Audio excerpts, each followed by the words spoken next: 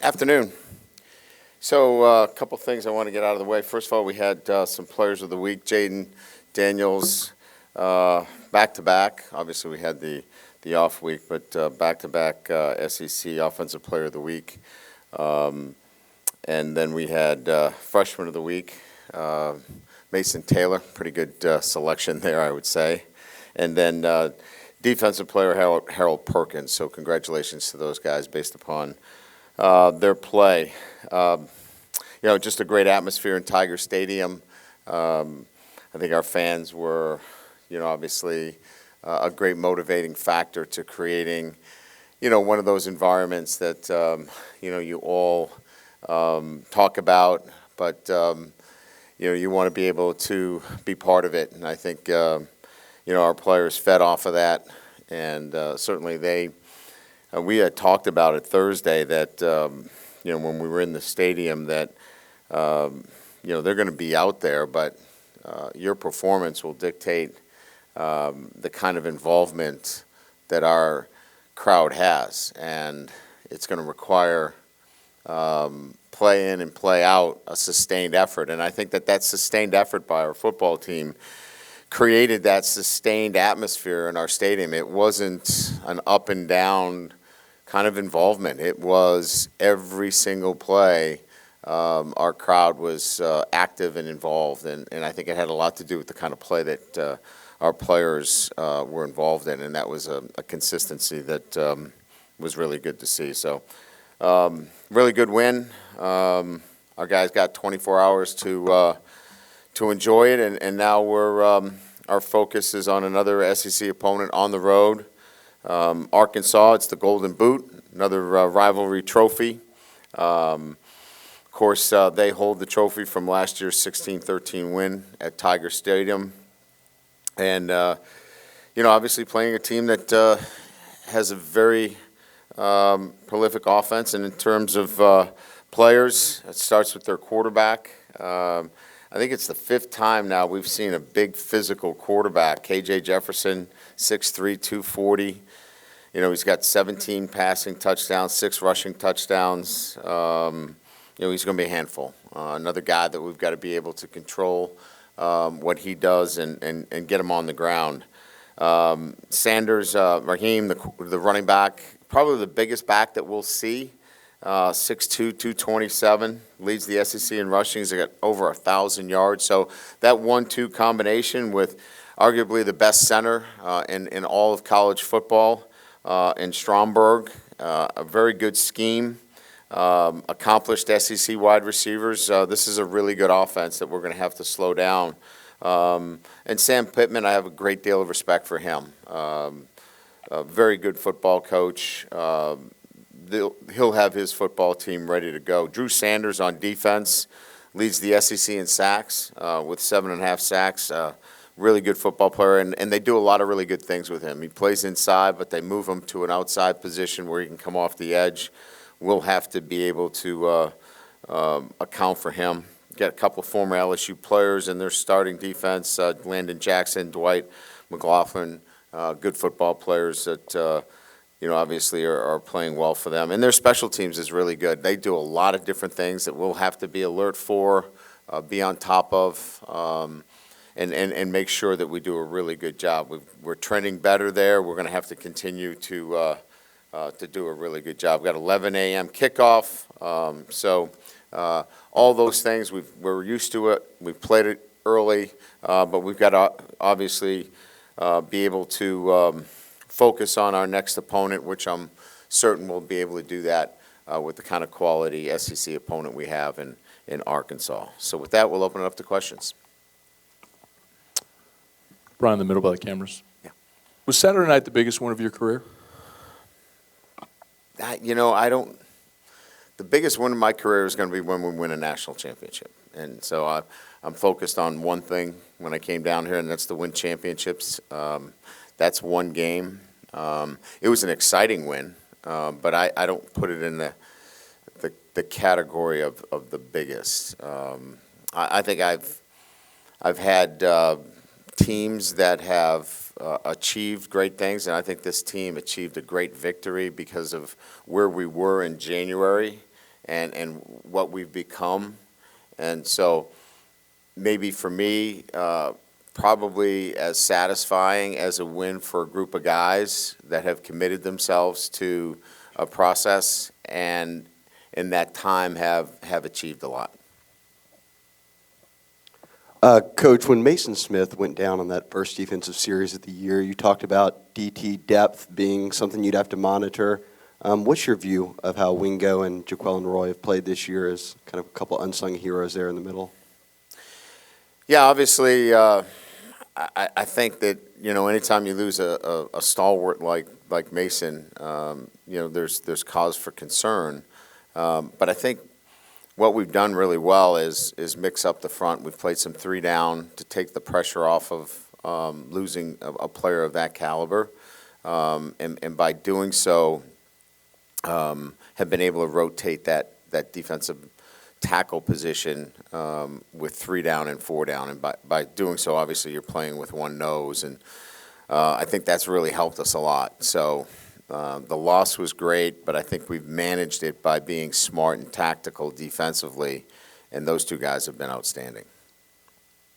Coach in the middle right here, how impressed were you with your offensive line just throughout the game having to adjust to Bama's different blitzing looks? Yeah, they did a good job. There's no doubt. I mean, I think, Brad has done a really good job of developing those guys week in and week out. I think our backs have helped. Our tight ends helped in protection. It's not just those 5 guys, but, clearly, the biggest concern we had was their 2 end pass rushers. And you got to give credit to the 2 freshmen. Emery and Will just do an incredible job playing and play out, focusing and refocusing, letting the play go, and coming back to the next play, and just with all-out effort, sustained all-out effort. And so it is 5 guys, but a lot of that emphasis is on O-line awareness, and the guards are helping, the center's helping, but again, I would say overall, just real good awareness up front and helping each other. Coach, right over here. Just what's the status of Armani Goodwin and just how the running back room is kind of shaking out going into the final quarter of the season? He's doing well. Came back from a tough injury. I think, when you look at certain games, Coach Wilson has a sense of, who he wants to go with, and he felt like, he had a 1-2 combination that he wanted to stick with, much more physical group in there.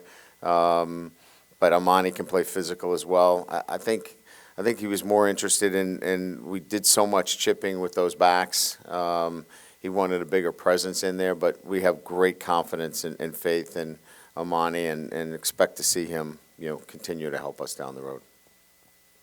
Hey, Brian, there's always a lot of focus from us in the media, new offensive concepts and philosophies and that sort of thing, but look at the 2 teams leading the divisions, and it seems like y'all both place a lot of emphasis on defense and running the ball successfully. Just talk about how the bedrock of winning, has it changed that much, you think? Look, I've been doing it a long time, and I know that there are times where, prolific offenses, certainly get you, a lot of wins. This is about not winning. This is about winning championships, and it's my belief that winning championships still, you've got to control the line of scrimmage at the end of the day. And so controlling the line of scrimmage is stopping the run and running the football effectively and exerting your will. So there has to be a physicality about what you do. I still think you can win games throwing the football, and we'll have to win games, with that kind of offense. I said that earlier in the year. You can't win games throwing the ball for 85 yards. Then we came back and threw it for over 300. But the point I'm making is physicality starts and ends with stopping the run and running the football, and we're doing a better job there. Brian, with Harold Perkins this year, what have you seen in terms of just how and why he's been able to just handle everything that kind of comes with being a freshman and playing as well as he has this early? I think quite honestly, he's got the makeup to do that. He's a mature kid. I was talking to a couple of our coaches about him. He's a bit of a throwback, and a throwback in this sense. Just tell me what I need to do. I don't need all the other things, and I'll figure it out as I go. It's kind of refreshing. He doesn't need to know all the whys, and I'm not saying that we shouldn't give the whys to our guys, and that's part of coaching today. You've got to explain a lot of things. He doesn't need a lot of the whys. Just point me in the right direction, I'll figure it out. And that's Harold Perkins. He knows he's not perfect, but he makes up for a lot of those things with his athletic ability. So, I think that Matt's done a great job of kind of meeting him halfway with some of the things that he's not ready to do, but leaning heavily on some of the things that he has that are, innate traits that can come in and help us win right away. And I think part of it is he's a bit of a throwback in that you don't have to explain everything. Just line up here, do this, and you'll be fine. Coach, I got two quick ones, if you will. Everybody kind of wants to see behind the curtain. Was there an anecdote, a moment, a picture, or a joke, something somebody shared with you after the game that resonates with you? And then just, you talked about the moment from January to now. Are you at all surprised at the buy-in? That's the easiest way to describe it, but to have this many different transfers, guys that you didn't coach, commit to a new staff, is that the most striking accomplishment? Anecdotals, anything that happened after the game. I can't think of anything. I think I was just so happy for our players, and there were a couple of guys that texted me and said they were happy to continue to do that and have people rush the field, and they would take care of what the costs were. I don't know if Scott needs to hear that, or Kelly's here. She probably doesn't want to hear that either. But there's some of those that come along the line. But I think more your second question is probably the question I'd spend time on answering, and I've said this, and that the biggest thing this year is that they have jumped in the deep end and really didn't know how to swim, but they were not going to drown. They were going to find a way to stay above water and kicking and doing whatever is necessary, and that's kind of built this fight in them, this toughness in them, and they haven't been perfect, and certainly we're not there yet, but. They have such a pride in LSU, and when we first met, we said, look, we finished last, and that's not the standard, and you have a choice to do something about it. You can continue to be bad, you can be average, you can be good, which everybody in this room is good, or you can be elite, and they've made great choices along the way, so I'm really proud of them. Coach, is this a trap game, classic trap game here? I guess that's what they call it. I've never bought into that because I think if it's a trap game, you have not done a very good job with your football team. In January and February, for example, January, February, March, we did not train indoors. We trained outdoors. So weather's not going to be a factor. We've been outside in 50-degree, 40-degree weather. They know that Arkansas is an SEC opponent that beat them last year. So, look, your thoughts affect, your actions, right? That affect your physiological response. So we've been working on how we think since day one, and it becomes a trap game if you're not thinking right. And we'll get our guys thinking the right way, and we'll prepare the right way. And this is about a consistency. If they want to be a consistent program, they'll think the right way about this game.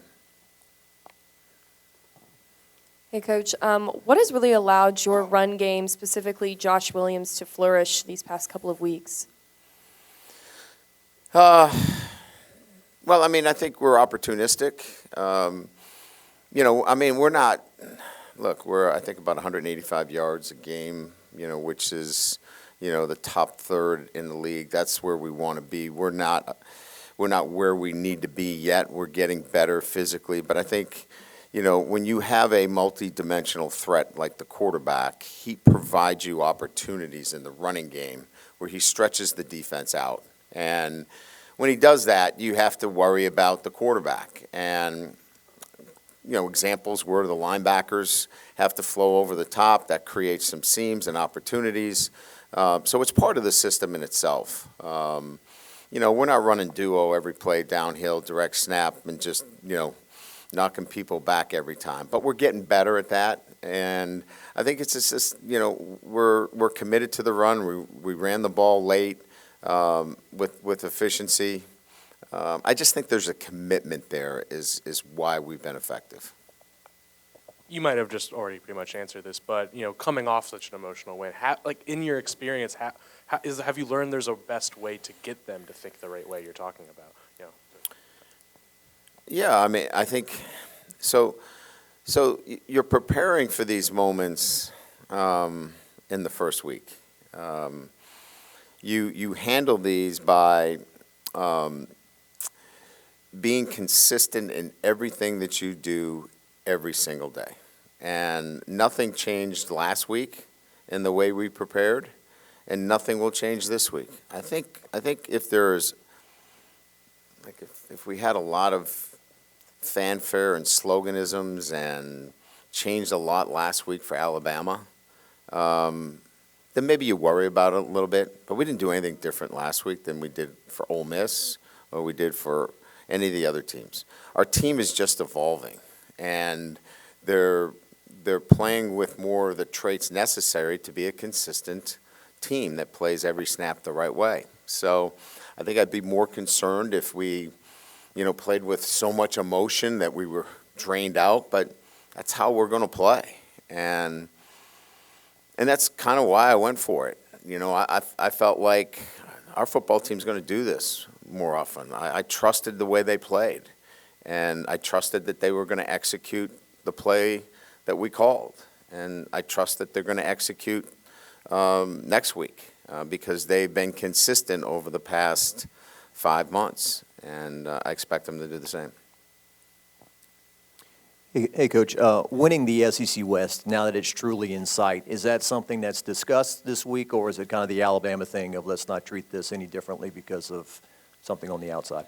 Yeah, so there's, our goal is to graduate champions. So part of this is they want to be champions, and they know that there are steps along the way in this process of getting there. And so this week will be another step towards becoming a champion. And so let's do the things that we need to do. And it starts with today, being early, being on time, making sure that they're intentional about everything we do. So, yeah, the championships are important. That's what they're here for. And getting a class today is what they're here for. So it definitely starts, but, we're not going to walk in with a PowerPoint on the SEC championship race and who's got what and all those things. But, yeah, it's there. It's out there. They know what they're going for.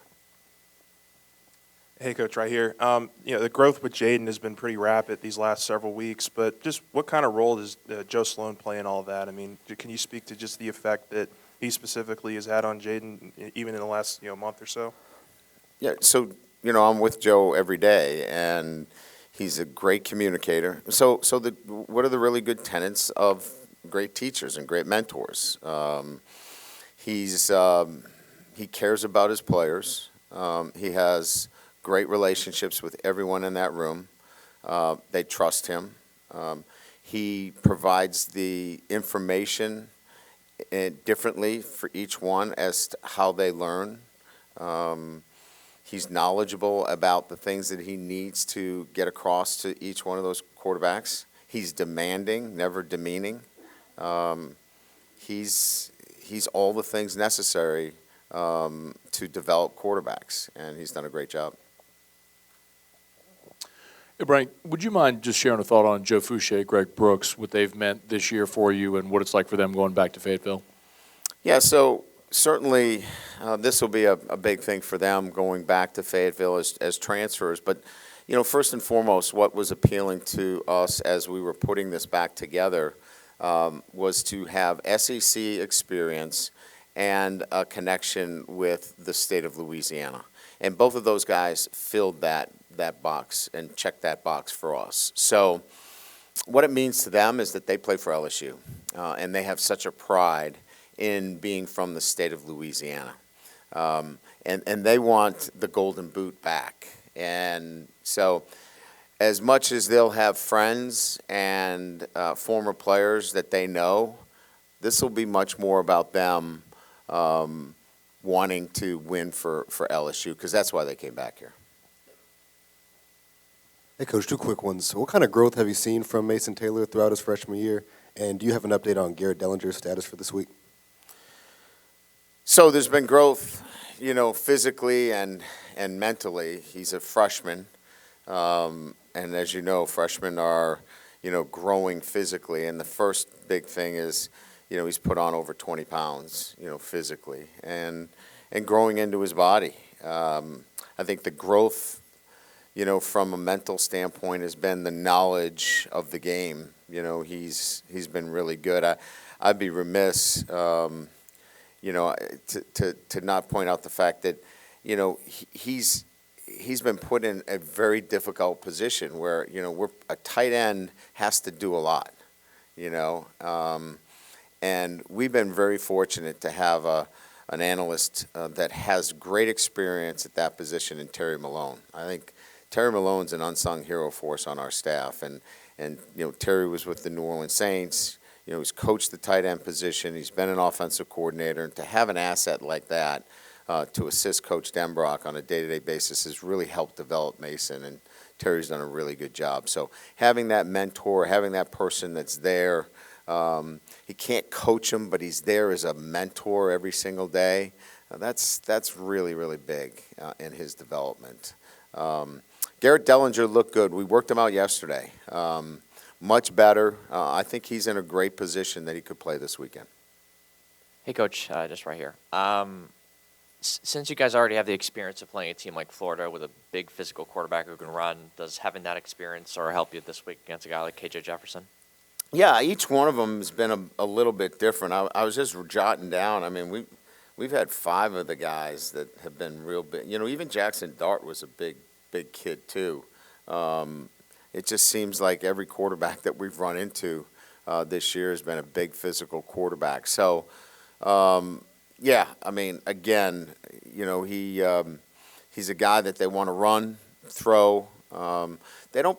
He's going to be actively involved in the run game. They're not afraid to run him at any time. We've seen him take off at the 5-yard line in the air. I mean, he's a physical player. So, again, we're going to have to do a really good job of containing him. Coach, going back to Alabama, there were several things the other night, late in the game into overtime, that in the past in the series could have been the, oh no, here we go again moment that deflated the team and deflated the stadium. But each time your team responded to that. I mean, is that kind of speaking to them not blinking and the adversity that they've overcome all year? Yeah, I mean, I just think that, I get a pulse of a team, and I don't think that there's been a time this year that they haven't felt like they were going to come out victorious in some fashion. And that resolve, that resiliency is kind of baked into them. And they just keep playing. So, again, those are the things that you feel on the sideline when you go up and down. We came out of coverage one time all night, and it was catastrophic. And I went up to the defensive backs. I said, listen, it's going to happen again because we're going to score here. So when we score, stay in coverage. He's going to scramble, stay in coverage. And they did a great job. They responded well, and again, I just think that their resolve has been remarkable. Coach, something that got kind of overshadowed as the game went on was Jarek Bernard Converse's interception and how pivotal that was. What makes him so versatile playing both corner and safety, obviously, who's back at corner? He's been invaluable in terms of his ability to do some things for us back at that safety position when we were shorthanded in particular. So just steady, right? Every day you know what you're going to get from him. And look, I mean, he would tell you that there are some things that he'd like to do better, but, you know, our observations, he's a guy that has been rock solid for us and consistent. And, you know, obviously we did a really good job of getting in front of Bryce in that situation, kind of screening him, and he threw under duress, and he was in a great position to make a big play. Just curious about your working relationship with Matt House. Do you turn him loose, let him go? What has impressed you with his ability each week to come up with a great game plan? Collaboration. You know, I like to collaborate with the defense during the game. He's throwing at me thoughts. You know, what do you think? Should we go here? Should we pressure? Do you like zone? Should we drop 8? So collaboration. Same thing with Mike. You know, I prefer coordinators that, because I'm in the game, that we're having collaboration during the game. Great. All right. Thank you.